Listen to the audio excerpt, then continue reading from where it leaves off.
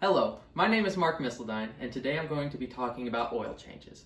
Imagine this, you're driving down the road and you get hit with that feeling of anxiety, that knot in your stomach and the fluttering of your heart. This is often caused by that little bright light known as your check engine light. Now, not necessarily is this a cause for concern. It could just indicate that your vehicle is ready for maintenance, such as an oil change. As a hobbyist mechanic myself, I do all the oil changes on my vehicle along with my friends and my families. I'm going to tell you why, when, and how to change your oil. According to Admin 2021, you want to change your oil for two major reasons. Because your oil suffers oxidation inside of your vehicles. With regular use, your engine heats up and oxidizes your oil due to the temperature. This causes the loss of important additives and viscosity of your oil. The other major reason you'd want to change your oil is because contaminations will build up in your engine. These are caused by the heat cycles of your engine. As it heats and it cools, it allows water vapor to condensate, and this will collect into your oil. Along with gasoline. Gasoline can slip past your rings and normal functions of an engine or ones with higher mileage, allowing gasoline to contaminate your oil, again messing with the viscosities. Now, when you should change your oil, according to AAA 2015, you want to change your oil on average every 5,000 to 7,000 miles. But this is not a direct number you should use. When you should change your oil, it should be according to your oil itself and your vehicle recommendations in your owner's manual. Now, as to how to change your oil, we will get into that in just 1 second. You're going to need some important tools and some items for this. Of course, you're going to need your oil. The amount should be specified in your owner's manual or by your vehicle manufacturer. You will need an oil filter. Now, there are two different types of oil filters. You will have a screw-on or an canister insert one, such as mine.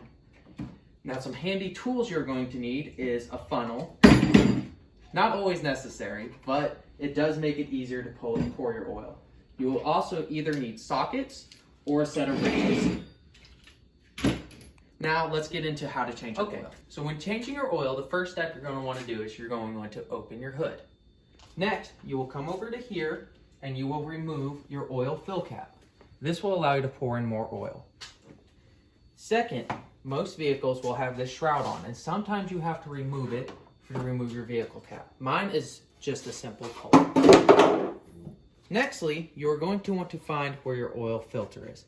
You can drain your system first and then remove your oil filter. This is the more common one to make sure there's no spillage out of this. So right now, I'm going to get to you underneath the vehicle and show you how to drain your oil. In order to change your oil, you're going to have to locate your drain pan bolt. Mine is currently located right here.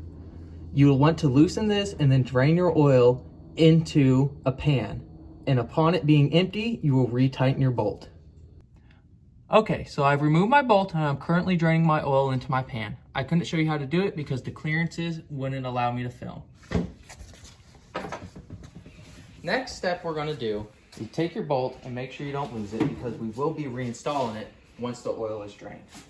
We're going to come over to here and then we are going to change out our oil filter. Now on mine it is a canister type, and my canister type filter is located here on my engine bay. So you're going to want to loosen and remove your canister filter. To do that, you'll just unscrew the cap and you'll simply pull out your filter. Now, upon removing your filter, such as this, you will want to double check and make sure you did not leave your O-ring behind. What happens if you leave your O-ring behind, when you reinstall your new one, it will double stack the gaskets, and this will cause a leak and issues. So you want to make sure you have that removed. With this one, we will simply remove it and we will dispose of it. For now, I am just going to set it here on some old boxes, an old oil filter box. To install our new one, we're simply going to open it up, take it out, and it will go on with a firm click. You'll take this and click it. You'll want to make sure you are very cautious about it and make sure you clean up after yourself. Now before I install this one, I will double check my old filter to make sure I still have this O-ring on it, because that is the O-ring that will cause it to leak. Inspecting my old filter, you can see that my O-ring is still there, yet it is stained black and it is dirty, but it is still there, so that will not cause me issues upon reinstallation. Now to double check, you can also just stick your hands into your oil filter thing and just feel around and make sure there is no filter there. And now we're just going to simply take it. It will go in with a click, and then we will screw it down tight. There's the click, and we will start to screw it down. Now, once we have that screwed down and tightened back up, which I will do in a minute, we will finish draining the oil, add the bolt back in, and then fill it back up. And then we should be good to clean up and start the vehicle. All right, so we have now completely drained the oil out of the engine. It took about 10 to 15 minutes to let it completely drain. I have already reattached my oil pan bolt. Now with the oil pan bolt reattached, you are now good to add in your oil. As we have done before, we have added in our new filter, and we are now onto the stage for adding new oil. You just simply take your funnel and you will attach it to your oil fill port, and you will just fill it up. Now this shouldn't really take that much time, and it is normally a quick process.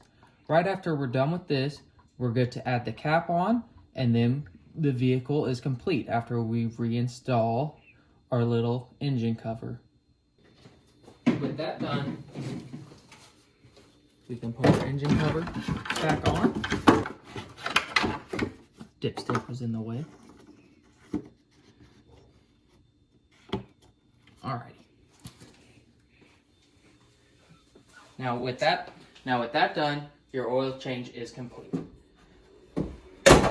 There are a couple of reasons why you would change your oil besides maintenance. It allows you to be able to do it yourself, so you know the quality of your oil is the quality you get. According to Martin 2021, it is actually cheaper to have someone change your oil. With the filter, the funnel, and the oil itself, it ran me around $42 after tax. And now I am responsible for disposing of my used oil properly, which you can just bring back to most automotive parts stores. I will be bringing mine back to AutoZone. Now that said, if I were to go and get this change or somewhere else, it would only cost me like $45. And there's often sales that go along with it where it is cheaper. But that's all, and that's how easy it is to change your oil. Thank you for watching.